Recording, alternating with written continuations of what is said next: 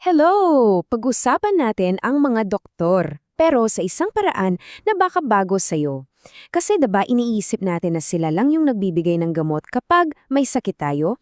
Well, paano kung sabihin ko sa'yo na sila pala ay parang mga health coach na pwedeng magturo sa atin kung paano manatiling malusog? Tara, alamin natin. Oh, eto, naisip mo na ba kung bakit nga ba tayo nagkakasakit? Lahat naman tayo naranasan ng magkaubo, sipon o lagnat, 'di ba? Pero paano kung may paraan pala para harangin ang sakit bago pa man ito makalapit sa atin? Hmm, So, dito nagbabago ang lahat. Dati ang tingin natin yung nasa kaliwa. Pupunta lang tayo sa doktor pag may sakit na para sa reseta. Pero yung bagong idea, yung nasa kanan, mas maganda. Ang doktor mo ay coach mo.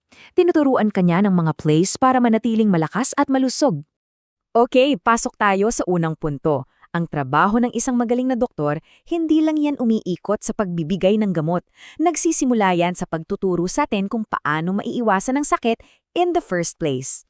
Ayan, isipin mo na lang na ang doktor mo ay isang health coach. Parang basketball coach na nagtuturo ng tamang dribble at shoot, ang doktor mo naman, tinuturuan ka ng tamang gawi para sa kalusugan. Sila yung head coach ng team katawan mo.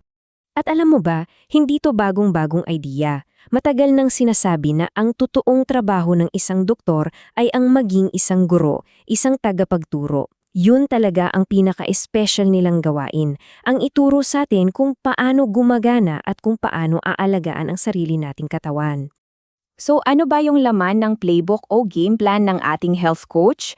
Well, simple lang pala. Ito yung mga super tools na galing mismo sa kalikasan na sobrang lakas ng epekto para mapanatili tayong healthy. Ito na, yan ang laman ng health toolkit mo. At ang pinakaganda dito, libre lang halos lahat. Di mo kailangan ng mamahaling gadget. Sikat ng araw, sariwang hangin, malinis na tubig, tamang pagkain, konting galaw-galaw at syempre, sapat na tulog. Yan ang mga super tools na regalo sa atin ng kalikasan. Kasi ang totoo niyan, sobrang galing ng katawan natin, di ba? May sarili itong superpower para ayusin at pagalingin ang sarili nito. Kailangan lang natin ibigay sa kanya yung mga tamang tools, yung mga kakabanggit lang natin para magawa niya yung trabaho niya. Kaya, ang lesson dito, kailangan nating maging kakampi ng kalikasan, hindi kalaban. Kapag sinusunod natin yung mga simpleng rules niya, like kumain ng gulay at mag-exercise, nagiging mas malakas at mas healthy tayo. Nakikinig lang tayo sa kung anong mabuti para sa atin. Okay, next idea. Tingnan natin kung bakit yung paggamit ng mga super tools na to para pigilan ang sakit ay ang pinaka-wise na diskarte sa lahat. Ito, tandaan mo tong mabuti. Ito yung golden rule ika nga. Isipin mo na lang, anong mas madali? Maglilinis ng konting kalat sa kwarto mo araw-araw o hintayin mong maging isang malaking bundok ng basura bago ka maglinis? Ganon na ganon din sa sakit. At ito, tingnan nyo to, kitang-kita sa chart, no? Yung effort para iwasan ng sakit, ang liit lang pero yung effort para gumaling pag may sakit ka na, wow, ang taas!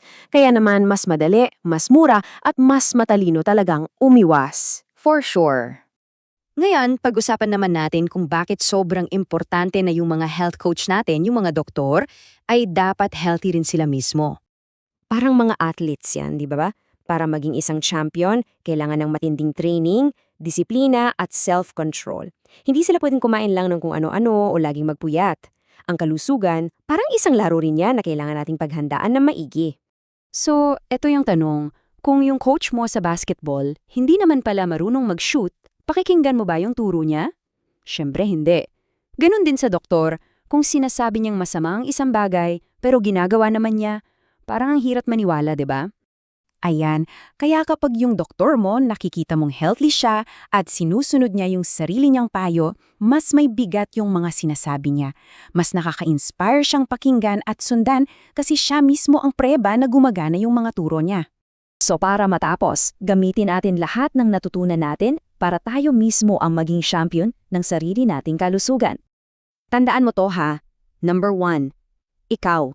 Ikaw ang may pinakamalaking kapangyarihan para protektahan ang kalusugan mo.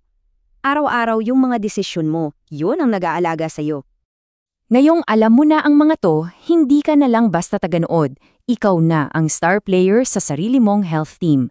Mayroon kang coach na siyang doktor mo at hawak mo na ang iyong toolkit na puno ng mga super tools mula sa kalikasan. Game na! Kaya heto ang huling tanong ko para sa'yo. Alin sa mga super tools na to, sikat ba ng araw, sariwang hangin, malinis na tubig o ehersisyo ang gagamitin mo ngayon din para simulan ang pagiging champion ng sarili mong kalusugan? Ikaw ang masusunod.